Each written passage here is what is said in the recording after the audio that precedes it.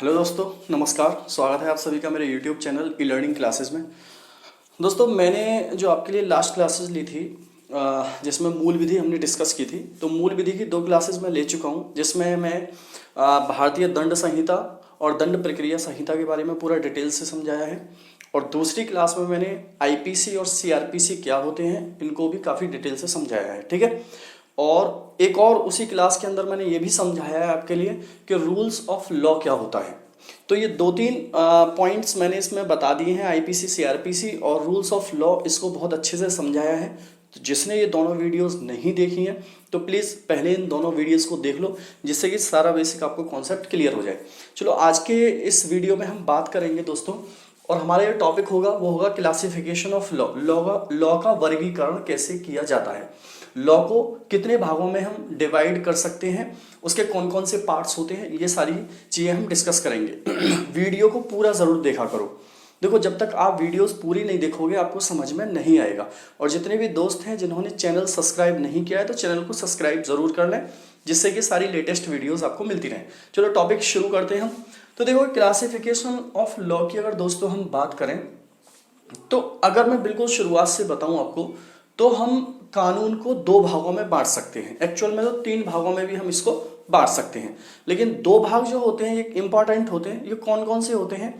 एक होता है जिसे हम बांट सकते हैं नेचुरल, और एक होता है जिसे बोलते हैं हम पॉजिटिव। जैसे मैंने इसमें नहीं लिखी है ये चीज़, मैं आपको बता देता हूँ। जैसे हम लॉ की अगर डायरेक्ट बात करें तो लॉ को हम 2 पार्ट्स में डिवाइड करते हैं।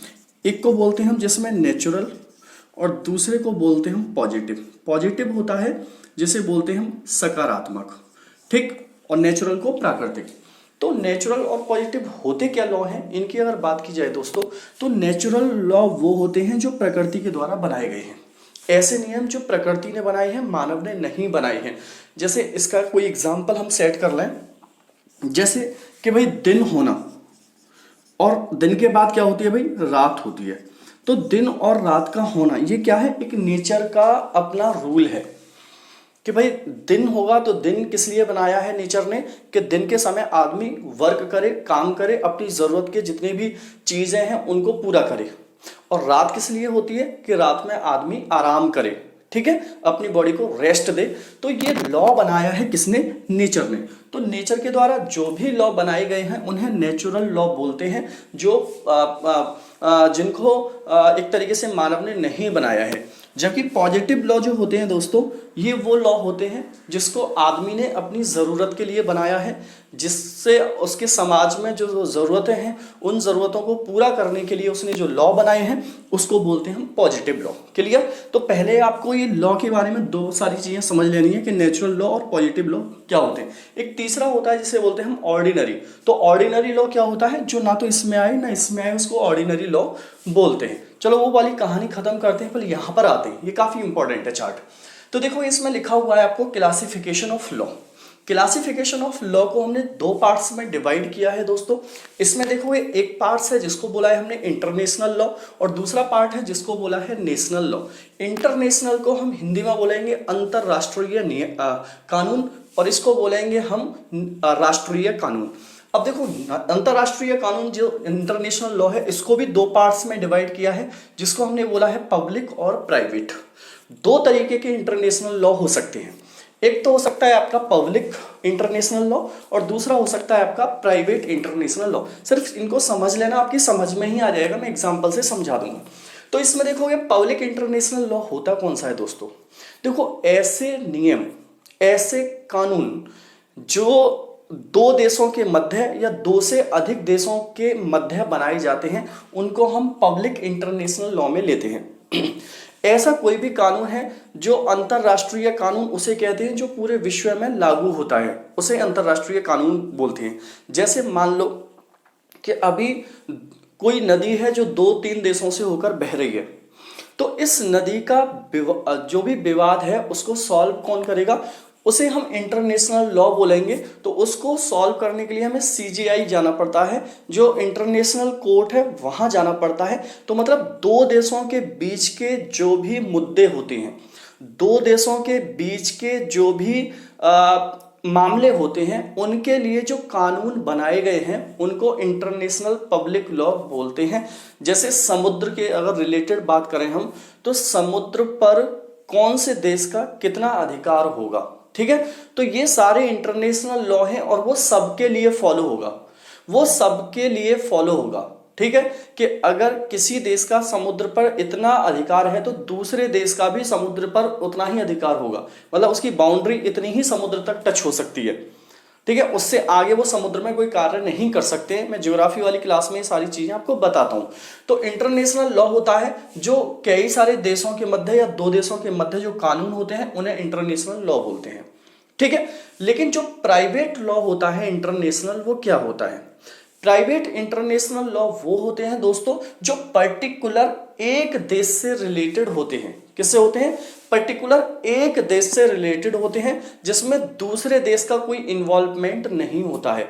मतलब अगर किसी इंडिविजुअल एक देश को कोई परेशानी है तो वो अपने उस लॉ के हिसाब से उसको ट्रीट किया जाएगा। मतलब कोई भी देश है जो इंटरनेशनल कानून बना हुआ है और उसका उल्लंघन कर रहा है तो उस देश को फिर उसी हिसाब से क्या है, सजा मिलेगी, दंड मिलेगी। तो वो पर्टिकुलर होता है देश। तो पर्टिकुलर यहां पर एक देश की बात की जाएगी और यहां पर सारे देशों की बात की जाएगी। बस इतना समझ लो इसमें मैं क्या कह रहा हूं। इंटरनेशनल में सभी देशों के लिए है और यहां पर पर्टिकुलर एक देश की बात की जाएगी। तो ये होते हैं पब्लिक और प्राइवेट लॉ इंटरनेशनल में। जबकि नेशनल में क्या होता है, यहां पर नेशनल भी ऐसे ही कुछ होता है कि नेशनल में पब्लिक और प्राइवेट होते हैं। तो पब्लिक जो लॉ होता है वो 3 भागों में इस तरीके से डिवाइड होता है। यहां पर 3 पार्ट्स कौन कौन से होते हैं इसमें? एक तो होता है कॉन्स्टिट्यूशनल, एक होता है एडमिनिस्ट्रेटिव, एक होता है टैक्स। 3 तरीके से होते हैं। कॉन्स्टिट्यूशनल क्या होता है? ऐसे नियम जो संविधान में हमारे में लिखे हुए हैं और संविधान से जो भी हमारा बना हुआ है, जो संविधान ने हमारे नियम दिए हैं और जो नियम लेजिस्लेटिव एग्जीक्यूटिव ने बनाए हैं, ठीक है, इनके द्वारा जो नियम बनाए गए हैं उन्हीं को हम क्या बोलते हैं? कॉन्स्टिट्यूशनल लॉ बोलते हैं। भाई देखना, लेजिस्लेटिव का काम क्या होता है? कानून को बनाना। एग्जीक्यूटिव का काम क्या होता है? उसको लागू करना। और जुडिशरी का काम क्या होता है? एक तरीके से उसकी व्याख्या करना, उसमें चलना, जो कानून बनाया गया है। तो इन तीनों को मिलाकर ये पूरा कानून पूरा होता है। तो इसी को हम क्या बोलते हैं? कॉन्स्टिट्यूशनल लॉ बोलते हैं। अब देखना, ये एडमिनिस्ट्रेटिव लॉ क्या होता है? यहां पर हम प्रशासनिक व्यवस्था की बात करते हैं कि प्रशासन की देखरेख कैसे की जाएगी, प्रशासन को कैसे संभाला जाएगा। इसमें पर्टिकुलर स्टेट की भी बात की जा सकती है, इसमें पर्टिकुलर क्षेत्र की भी बात की जा सकती है, इसमें पूरे देश की भी बात की जा सकती है। तो यहाँ पर सिर्फ और सिर्फ एडमिनिस्ट्रेशन की बात की जाएगी, प्रशासन को कैसे चलाना है। तो यहाँ पर हम इसके अलावा इसमें क्रिमिनल और सिविल लॉ भी जोड़ लेते हैं। कौन से हैं? क्रिमिनल लॉ और सिविल लॉ भी जोड़ लेते हैं। इसमें देखो ये टैक्स लॉ है कि टैक्स का कैसे कैसे प्रतिबंध कैसे कैसे यहाँ पर टैक्स दिया जाएगा, टैक्स के लिए क्या क्या रूल होंगे। जैसे टैक्स होते हैं, हमारा इनकम टैक्स होता है, कोऑपरेटिव टैक्स होता है। तो ये टैक्स जो होते हैं वो कैसे कैसे लागू किए जाएंगे, किस किस पर लागू होंगे, इसकी क्या व्यवस्था होगी। तो यहाँ पर ये टैक्स लॉ अलग से बनाया गया है। तो ये पूरी पब्लिक के लिए हो गया, ठीक है। अब देखो यहाँ पर आपके लिए बनाया हुआ है प्राइवेट। नेक्स्ट क्या है इसमें? प्राइवेट। अब प्राइवेट में क्या है कि प्राइवेट जो लॉ होगा नेशनल, वो इंडिविजुअल होगा। कैसा होगा? इंडिविजुअल लॉ होगा। जैसे इंडिविजुअल कैसे होगा भाई, कि अगर यहां पर हम हिंदू लॉ की बात करें तो हिंदुओं में जो शादी होती है वो हिंदू लॉ के अकॉर्डिंग होती है, जो हिंदू मैरिज एक्ट होता है उसके अकॉर्डिंग होती है। अब ये लॉ हिंदू धर्म के अलावा किसी और धर्म पर फॉलो नहीं होगा। तो ये इंडिविजुअल लॉ हो गया। तो इसको हम क्या बोल देते हैं? प्राइवेट लॉ बोल देते हैं। वैसे ही मुस्लिम मैरिज एक्ट हो गया। तो मुस्लिम लॉ में जो शादियां होती हैं वो सिर्फ मुस्लिम के ही लिए मान्य, वो किसी और धर्म के लिए मान्य नहीं होंगी। तो ये इंडिविजुअल हो गया। तो यहाँ पर इंडिविजुअल जब मैटर आ जाता है तो वो किस में आ जाता है? प्राइवेट में आता है। लेकिन जो सार्वजनिक मैटर होता है, जो सबके लिए होता है, वो किस में आता है? आपका पब्लिक में आता है। तो मेरे ख्याल से ये जो क्लासिफिकेशन वाला आपका स्ट्रक्चर था वो समझ में आया होगा कि लॉ कितने प्रकार के होते हैं। अब एक छोटी सी चर्चा और इसमें कर लेता हूं। एक होता है कि लॉ बनता कैसे, कानून बनता कैसे। तो देखो, कानून बनाने की प्रक्रिया क्या होगी। जैसे सरकार है और सरकार कोई कानून बनाना चाहती है, किसी सब्जेक्ट पर कानून बनाना चाहती है, तो सबसे पहले सरकार क्या करेगी? उसका पूरा ब्यौरा तैयार करेगी। जैसे किसानों के लिए इन्होंने एक बिल संशोधन किया और इस पर एक कानून बना दिया इन्होंने। तो सबसे पहले क्या होगा कि इन्होंने एक पूरा के पूरा दस्तावेज, एक ब्यौरा तैयार किया होगा कि इसके तहत हमें क्या क्या बदलाव करने हैं, इसमें क्या चेंजेस करने हैं, या कोई नया कानून बना रहे हैं तो उसमें क्या क्या रखना है। जब ये पूरा ब्यौरा तैयार हो जाएगा तो हमारी जो पार्लियामेंट होती है, पार्लियामेंट जो होती है, उस पार्लियामेंट में ये ब्यौरा रखा जाएगा राष्ट्रपति की अनुमति के बाद।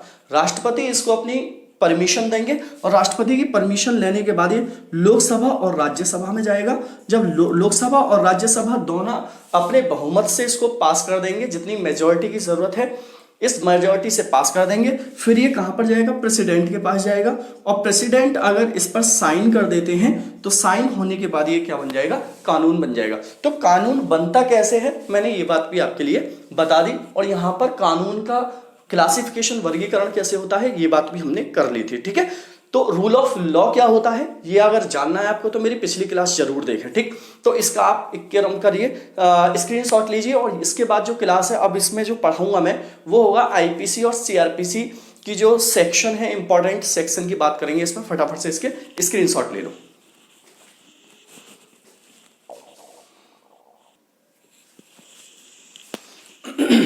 देखो दोस्तों, अब इसमें शुरू करते हैं हम, जिसमें लिखा हुआ है आपके लिए हेडिंग इंपॉर्टेंट आईपीसी सेक्शन 1860। इसको हिंदी में हम क्या बोलेंगे, भारतीय दंड संहिता 1860 की महत्वपूर्ण धाराएं। तो इसमें कौन कौन सी इंपॉर्टेंट धाराएं हैं वही मैंने सिर्फ लिखी है यहाँ पर, क्योंकि धाराएं 511 तो सिर्फ इसी की, 1860 की सीआरपीसी की भी धाराएं हैं। तो सिर्फ हम इंपॉर्टेंट पढ़ेंगे, सब कुछ तो नहीं पढ़ा जाएगा इसमें, और सब कुछ पेपर में आता भी नहीं है। तो इसलिए देखोगे इसमें चैप्टर कितने हैं, मैंने बताया था इसमें कि आईपीसी के अंदर 23 चैप्टर हैं और 511 धाराएं हैं। तो चलो एक एक करके सारी धाराओं को देखते हैं। जैसे कि इसमें लिखा हुआ है चैप्टर नंबर 1। चैप्टर नंबर 1 में जो दिया हुआ है वो आईपीसी का इंट्रोडक्शंस दिया हुआ है पूरे के पूरा, और इस इंट्रोडक्शंस को इसने 5 सेक्शन में कवर किया है। कितने सेक्शन में, 5 सेक्शन में इसमें कवर किया गया है, 1 से लेकर 5 में। तो आप चैप्टर नंबर 1 में जो है बहुत ज्यादा कुछ इंपॉर्टेंट नहीं है सेक्शन कि आपको अलग अलग याद करने पड़े। ठीक है, बस इसमें सेक्शन कहां से कहां तक लाई करते हैं चैप्टर नंबर 1 के, ये जरूर याद रखना है इसमें। जैसे इसमें चैप्टर 2 दिया है और इसमें जर्नल एक्सप्लेनेशन दिया है, और इसमें जो धाराएं हैं वो 6 से लेकर 52 तक हैं। 6 धारा से लेकर 52 धारा तक की जितनी भी धाराएं हैं वो चैप्टर नंबर 2 में है। तो इसमें कुछ इंपॉर्टेंट धाराएं मैंने लिखी हुई हैं चैप्टर नंबर 2 की। जैसे इसमें लिख रही है सेक्शन 8। तो सेक्शन 8 जो धारा है ये जेंडर को डेफिनेशन करता है। जेंडर मतलब जो लिंग होता है उसकी क्या परिभाषा होती है इसको डिफाइन करता है। तो इसमें एक्चुअल में इसकी परिभाषा क्या दी गई है, इसने बोला है कि जो पुल्लिंग शब्द है, ध्यान से सुनना मैं क्या बोल रहा हूं, कि जो पुल्लिंग शब्द है वो स्त्री और पुरुष दोनों के लिए प्रयोग किया जाएगा। जो पुल्लिंग शब्द है वो स्पेशल स्त्री या पुरुष के लिए नहीं है कि पुरुष के लिए होगा या स्त्री के लिए होगा। पुल्लिंग शब्द स्त्री और पुरुष दोनों के लिए प्रयोग किया जाएगा। तो ये सेक्शन नंबर 8 में, धारा 8 में दिया है, आईपीसी की धारा 1860 के सेक्शन 8 में दिया हुआ है चैप्टर नंबर 2 में। क्लियर, मैं साथ के साथ समझाता चले जाऊंगा। वैसे ही सेक्शन 10 देखोगे तो सेक्शन 10 में क्या है, मेन विमेन डेफिनेशन, कि आदमी और औरत की क्या परिभाषा है। तो इसमें साफ साफ बोला गया है सेक्शन नंबर 10 के अंदर कि जो पुरुष वर्ड है, जो पुरुष शब्द है वो किसी भी उम्र के व्यक्ति के लिए यूज किया जाएगा, किसी भी उम्र के आदमी के लिए यूज किया जाएगा। पुरुष शब्द किसी भी उम्र के आदमी के लिए यूज किया जाएगा, जबकि स्त्री शब्द किसी भी उम्र की महिला के लिए यूज किया जाएगा। तो ये सेक्शन 10 में इसकी डेफिनेशन दी गई है। मेरे ख्याल से क्लियर होता चला जाएगा आपको सारी कहानी। सेक्शन 19 देखोगे इसके अंदर क्या है, सेक्शन 19 में है जज डेफिनेशन, कि जो जज है, जो न्यायाधीश है उसकी परिभाषा क्या होगी। तो इसमें जज की परिभाषा दी गई है कि न्यायिक विधि के अंदर रहकर, कानून के अंदर रहकर, कानून का पालन करते हुए, और एक ऐसे पद पर बैठा हुआ व्यक्ति जो सरकार के द्वारा चुना गया है या सरकार के द्वारा नियुक्त किया गया है, उसे बैठाया गया है, अगर वो कोई फैसला देता है तो वो क्या कहलाएगा, जज कहलाएगा। देखो जज की डेफिनेशन सिर्फ ये नहीं होती है कि जो कोर्ट में बैठे हुए जज हैं वही जज होंगे। एक मजिस्ट्रेट भी जज होता है, अगर वो कानून के दायरे में रहकर कोई फैसला सुना रहा है तो वो भी क्या कहलाता है, जज कहलाता है। तो जज की डेफिनेशन क्या होगी, वो सेक्शन किस में दिया गया है, 19 में दिया गया है, काफी इंपॉर्टेंट है। देखो इस सेक्शन 20 क्या है, इसमें कोर्ट ऑफ जस्टिस डेफिनेशन। इसने बोला है कि जो डेफिनेशन है जस्टिस की, कोर्ट ऑफ जस्टिस की डेफिनेशन क्या होती है। तो कोर्ट ऑफ जस्टिस की डेफिनेशन होती है कि जब कोई जज किसी फैसले पर कानून के माध्यम से किसी कोई मतलब मामला है उस पर अपना फैसला सुना रहा है, जब कोई व्यक्ति कानून के माध्यम से कोर्ट के अंदर किसी मामले पर अपना फैसला सुना रहा है तो उसे क्या कहा जाएगा, जज कहा जाएगा। क्या कहा जाएगा, कोर्ट ऑफ जज कहा जाएगा। ध्यान से सुनो मैं क्या कह रहा हूं कि जब कोई व्यक्ति कोर्ट में कानून के माध्यम से अपना फैसला दे रहा है तो उसे हम कोर्ट ऑफ जज कहते हैं। लेकिन अगर यही जज, लेकिन ये जिसने फैसला सुनाया है, अगर यही जज कोई फैसला नहीं दे रहा है, यही जज कोई काम और कर रहा है, जैसे मान लो चालान वाला कोई काम कर रहा है या कोई और काम में लगा हुआ है, या इसने कुछ ऐसे ऑर्डर्स दिए हुए हैं कि मान लो यहाँ पर कोर्ट के बाहर गाड़ियां खड़ी हुई हैं, इन गाड़ियों को हटा के अलग कर दिया जाए, ये कोई किसी व्यक्ति का पक्ष नहीं है, कुछ और नहीं है ये, तो ऐसी कंडीशन में उस जज को जज ना, कोर्ट ऑफ जज ना कहकर उसे एडमिनिस्ट्रेशन जज कहा जाता है। क्या कहा जाता है, एडमिनिस्ट्रेटिव कहा जाता है, प्रशासनिक व्यक्ति उसको कहा जाएगा। तो उसको कोर्ट ऑफ जज कब कहा जाता है, जब किसी व्यक्ति का फैसला सुनते समय वो कानून के माध्यम से फैसला देता है तो उसे कोर्ट ऑफ जज कहा जाता है। वैसे सेक्शन 21 में देखोगे दोस्तों, तो सेक्शन 21 में है पब्लिक सर्वेंट। अब पब्लिक सर्वेंट किसको कहते हैं, जैसे मोदी जी भी बोलते हैं अपने आप को कि मैं सेवक हूं, तो पब्लिक सर्वेंट कहा जाता है। जैसे सुप्रीम कोर्ट के जज होते हैं, इनको भी पब्लिक सर्वेंट कहा जाता है, ठीक है। जैसे सेना के अंदर जितने भी ऑफिसर्स होते हैं इनको भी क्या कहा जाता है, पब्लिक सर्वेंट कहा जाता है। तो एक तरीके से हम ये कह सकते हैं कि एडमिनिस्ट्रेशन के अंदर जो अधिकारी होते हैं, जो वर्कर्स होते हैं, काम करने वाले व्यक्ति होते हैं, जो सेवा दे रहे होते हैं, उनको क्या कहा जाता है, पब्लिक सर्वेंट कहा जाता है। जो सार्वजनिक रूप से कार्य कर रहे होते हैं, जैसे पुलिस हो गई, ये भी एक पब्लिक सर्वेंट के दायरे में आती है। और देखो इस सेक्शन 22 में मूवेबल प्रॉपर्टी, इसको हिंदी में बोलते हैं जंगम संपत्ति। मूवेबल का मतलब क्या होता है, जैसे दोस्तों अगर समझोगे तो ये वर्ड लिखा हुआ है मूवेबल। मूव का मतलब होता है एक जगह से दूसरी जगह पहुंचना, मूव करना, मतलब स्थिर नहीं होगी। तो ऐसी प्रॉपर्टी जो स्थिर ना हो, मूवेबल हो, जो एक जगह से दूसरी जगह ले जाई जा सके, उसी को हम किस में लेते हैं, मूवेबल प्रॉपर्टी में लेते हैं। तो क्या इसमें हम जमीन को ले सकते हैं, नहीं दोस्तों, इसमें हम जमीन को नहीं ले सकते, क्योंकि जमीन जो है ये मूवेबल प्रॉपर्टी नहीं है, ये स्थिर रहती है, एक ही जगह से एक ही जगह पर रहेगी। तो इसमें मूवेबल प्रॉपर्टी क्या हो सकती है, जैसे मान लो आपका फ्रिज है, आपका टीवी है, ये आपकी प्रॉपर्टी में ही तो आती है, या फिर आपका कोई और इलेक्ट्रॉनिक सामान है, कोई और भी वैसा सामान है जिसको आप एक जगह से दूसरी जगह उठाकर ले जा सकते हो, तो हम उसे क्या बोलते हैं, मूवेबल प्रॉपर्टी कहते हैं। लेकिन इसमें जमीन मूवेबल प्रॉपर्टी नहीं आएगी, या ऐसी कोई भी चीज जो एक जगह से दूसरी जगह नहीं जा सकती है उसे हम मूवेबल प्रॉपर्टी में नहीं लेंगे। ओके, अब देखो इसमें सेक्शन 23 देखोगे, सेक्शन 23 में लिखा हुआ है रॉन्गफुल गेन्स और रॉन्गफुल लॉस, सदोष अभिलाभ और सदोष हानि। इसका मतलब क्या होता है रॉन्गफुल गेन्स का, एक एग्जांपल से मैं समझाता हूं। जैसे मान लो कि मैं कोई खेत है मेरे पास, और उस खेत के अंदर मान लो मैंने कोई मान लेते हैं उसमें मैंने कोई ऐसी सब्जी की है, जैसे मान लेते हैं अभी सीजन चल रहा है, जैसे गाजर की है, मान लो कोई प्याज की है, या कुछ और किया है उस खेत के अंदर, और उस खेत में कोई और व्यक्ति आए और उस गाजर को उखाड़ के ले जाए, वहां से ले जाए और जाके मार्केट में बेच दे, और तो उसको मार्केट में बेचने से क्या होगा, मेरा तो क्या होगा उसमें लॉस होगा, उसका क्या होगा फायदा होगा, उसमें क्या होगा उसका फायदा होगा, और मेरा क्या होगा लॉस होगा। तो मेरी प्रॉपर्टी थी, मेरी प्रॉपर्टी पर, मेरी जमीन पर जो फसल थी वो मेरी थी, लेकिन बेच किसी और ने दी, तो इसको हम क्या बोलते हैं, सदोष अभिलाभ बोलते हैं, क्योंकि लाभ किसको हुआ है, जिसने बेची है, हानि मुझे हुई है, तो इसे क्या बोलेंगे, सदोष हानि कहा जाएगा। समझना है इस वाले पॉइंट को, जैसे मैंने आपको समझाया है, ठीक है। देखोगे सेक्शन 24 क्या कह रहा है, डिसऑनेस्टली, क्या कह रहा है, बेईमानी, ठीक है, कि अगर आपने कोई काम ऐसी इंटेंशन से किया है जिसमें आप पहले से ही फिक्स हो कि हाँ मैं ये काम चोरी करने जा रहा हूँ, मेरा ये पहले से ये है इंटेंशन है कि मुझे ये चीज़ चुरा के लानी है, तो उसे हम डिसऑनेस्टली में लेते हैं। अगर आपसे धोखे से कोई काम हो जाए तो उसे डिसऑनेस्टली में नहीं लेते हैं, लेकिन आपने इंटेंशन ही ये किया है कि मुझे कुछ चीज़ चुरा के लानी है, किसी को मारना है या किसी की कुछ और करना है, पहले से इंटेंशन बना लिए, तो इसको हम क्या बोलते हैं? डिसऑनेस्टली बोलते हैं, बेईमानी में बोलते हैं, किसी भी चीज़ को चुराना पहले से ही प्लान बनाकर। ठीक, सेक्शन 25 देखोगे, इसे बोलते हैं फ्रॉडुलेंटली और इसे बोलते हैं कपटपूर्ण।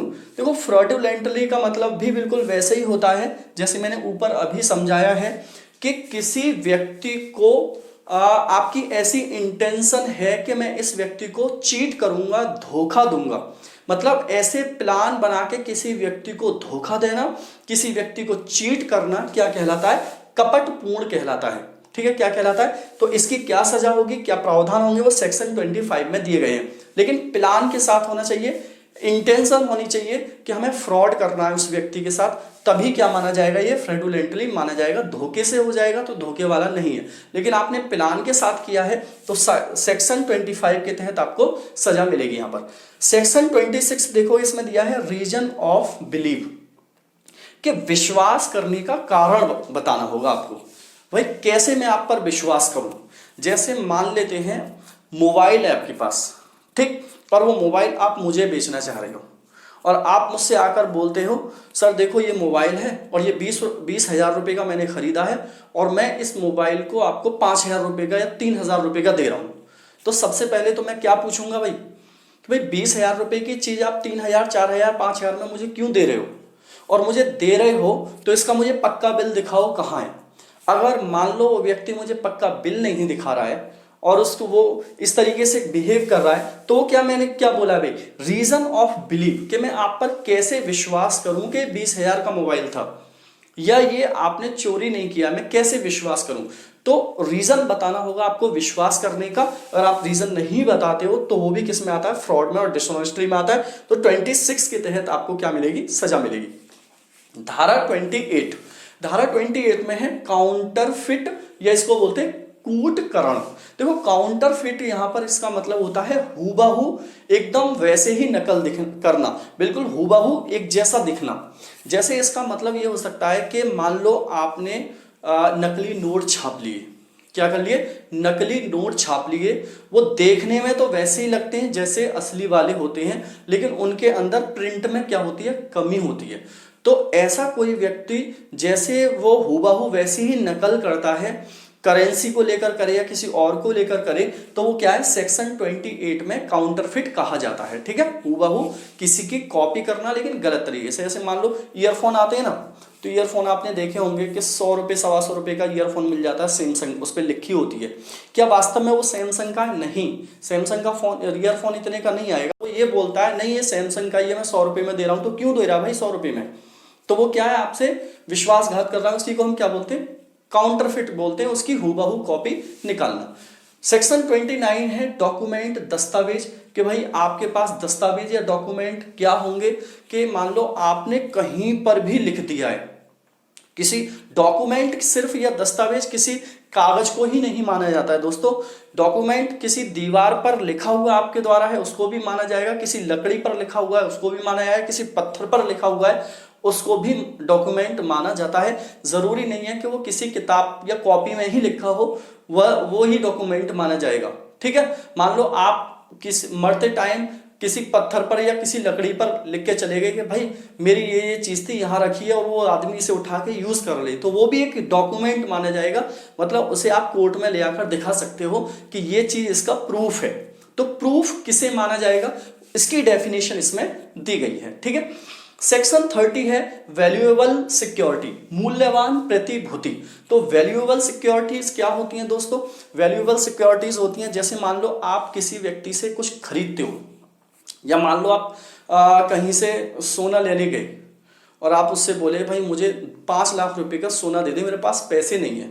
तो तो वो आपसे गारंटी के तौर पे कुछ ना कुछ रखवाएगा, जैसे जमीन के कागज रखवा ले। तो जमीन के जो कागज है वो क्या है, एक मूल्यवान प्रतिभूति है या नहीं भाई। अगर आप उसे लौटा के उसका गोल्ड नहीं दोगे तो वो आपकी जमीन को बेच देगा या अपने नाम कर लेगा। होता है या नहीं होता है। या लोन लेने जाते हो आप, तब भी तो कागज सबमिट करके आते हो, तब भी तो कागज दे के आते हो। तो मूल्यवान प्रतिभूति क्या होंगी, इसकी डेफिनेशन इसके अंदर दी गई है। सेक्शन देखोगे 31 है आ विल। आ विल को बोलते हैं हम वसीयत, और वसीयत सभी जानते हो क्या होती है। वसीयत होती है मरने से पहले कोई आदमी जिसके पास कोई प्रॉपर्टी है या कुछ और चीज है उसको लिखे जाए कि भाई ये वाली चीज मेरे मरने के बाद इसको दे देना। तो इसी को हम क्या बोलते हैं, वसीयत बोलते हैं। वो जो मरने से पहले व्यक्ति लिख के जाता है, ठीक है, वसीयत उसे बोलते हैं। सेक्शन 34 है कॉमन इंटेंशन। कॉमन इंटेंशन का मतलब यहां पर क्या है दोस्तों, कि मान लेते हैं यहां पर 6-7 लोगों का एक ग्रुप है, ठीक है, 6-7 लोग मिलकर एक प्लान बनाते हैं, भाई चलो हम किसी को मारने चलते हैं। चलो वो गए, जो व्यक्ति था उनमें से किसी एक को पता है, उसने सबके साथ मिलकर प्लान बना रहा है भाई कि ऐसे ऐसे कोई बात हो गई है, उसे मारना है। बोले भाई ठीक है हम तेरे साथ चल रहे हैं। तो व्यक्ति गया, तो पहचानने वाला तो एक ही, तो उसने बताया भाई ये वाला व्यक्ति है। अब वो क्या करा, वो व्यक्ति सबने मिलकर क्या कर दिया, मार दिया। तो देखना पहचानने वाला एक था, प्लान एक का था, लेकिन इन्वॉल्व इसमें सब थे विद ड्राइवर के। अगर ड्राइवर को ये सारी बातें पता है पहले से ही, तो सबको एक ही सजा होगी। जो व्यक्ति बताने वाला है कि ये व्यक्ति को मारना है, ऐसा नहीं है सिर्फ उसी को स्पेशल सजा होगी। अगर 302 उसको लगी है तो विद ड्राइवर के सारे लोगों को भी 302 लगेगी, अगर वो गाड़ी से गए हैं। तो समझ रहे हो ना, इसको बोलते हैं कॉमन इंटेंशन, कि सबकी इंटेंशन एक्चुअल में क्या थी, मारना। सबको पता थी कि हाँ हम किसी को मारने जा रहे हैं, ठीक है, इसलिए इसकी सेक्शन 34 में परिभाषा है। सेक्शन 40 में क्या है, ऑफेंस, अपराध। कि अपराध क्या होगा, तो अपराध की परिभाषा बहुत अलग अलग जगह पर अलग अलग दी गई है। कि अपराध होता है कि पहले इंटेंशन बना लो, आप किसी को मारना है या किसी को कुछ करना है, तो उसी को हम अपराध की श्रेणी में लेते हैं। आप अपराध जानते ही हो, ठीक है। सेक्शन 41 स्पेशल लॉ, विशेष विधि।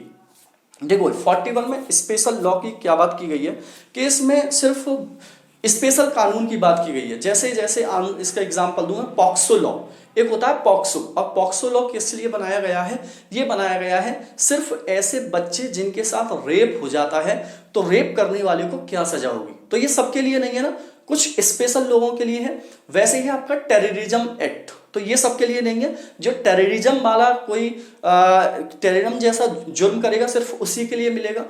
तो बहुत सारी ऐसी चीजें जो सिर्फ स्पेशल बनाई गई हो, सभी के लिए ना हो लेकिन कुछ लोगों के लिए हो, तो वो किस में है, इसकी डेफिनेशन 41 सेक्शन में है कि उनको सजा मिलेगी। 42 सेक्शन क्या है इसमें, लोकल लॉ, स्थानीय विधि। स्थानीय विधि लोकल लॉ का मतलब है कि ये पूरे भारत में नहीं लागू होगा, ये एक पर्टिकुलर क्षेत्र में लागू होगा। जैसे यूपी सरकार कोई कानून लेके आती है तो वो यूपी में ही लागू होगा, ना कि मध्य प्रदेश में लागू होगा या राजस्थान में। या दिल्ली सरकार कोई कानून लाती है तो वो दिल्ली में ही लागू होगा, ना कि वो कहीं और लागू होगा। जैसे दिल्ली सरकार लाई ऑड और इवन, तो ऑड इवन सिर्फ वो दिल्ली के लिए है, वो सबके लिए नहीं है। तो वो किस में दिया है इसकी परिभाषा, इसकी परिभाषा 42 सेकंड में दी है कि ये लोकल लॉ है, स्थानीय विधि है, सिर्फ वहीं पर लागू होगा जहां पर ये बना है, वहीं के लिए बना है स्पेशली। Section 44 injury. इंजरी का मतलब क्या होता है, किसी को मारना, किसी को छुरे से मारना, किसी को हथौड़े से मारना, ये सब क्या है, इंजरी है। मतलब उसकी बॉडी को चोट पहुंचाना ही क्या है, इंजरी है। तो इंजरी की परिभाषा होती है। सेक्शन 52 है गुड फेथ, शपथ, ठीक है, गुड फेथ। तो इस गुड फेथ का मतलब दोस्तों यहाँ पर 44 में जो दिया हुआ है वो है कि सभी कार्य कब किए जाते हैं, ठीक है ना। इसकी बात की गई है कि जो भी आपने कार्य किया है वो सही है या नहीं है। गुड फेथ आपने मतलब उसे जैसे मान लो आप किसी डॉक्टर के पास जाते हो और उस डॉक्टर ने आपको मान लेते हैं कोई इंजेक्शन लगा दिया, कोई बीमारी थी आपको इंजेक्शन लगा दिया, ठीक, लेकिन वो इंजेक्शन लगाने से आपको इन्फेक्शन हो गया या कुछ और हो गया, तो आप मान लो उसके खिलाफ रिपोर्ट कर देते हो। अब रिपोर्ट में कोर्ट क्या देखेगा कि इसने जो काम किया था, डॉक्टर ने इंजेक्शन लगाया था, इसकी इंटेंशन गलत थी या इसका ये कार्य बिल्कुल सही था जो किया गया था। तो अब ये कैसे पता चलेगी कि डॉक्टर ने लगाया था इंजेक्शन वो सही था लेकिन कुछ और वजह से इन्फेक्शन हो गया? वो तब पता चलेगी कि उस डॉक्टर के जैसे ही दूसरा डॉक्टर, मतलब सामान्य बुद्धि वाला डॉक्टर, जैसे वो सामान्य बुद्धि वाला था उसी की तरह पर एक सामान्य बुद्धि वाले डॉक्टर के पास वैसा ही मरीज पहुंचे और वो मरीज भी उसके वैसा ही इंजेक्शन लगाए और बताए कि हाँ ये जो इंजेक्शन लगाया डॉक्टर ने वो बिल्कुल सही लगाया था।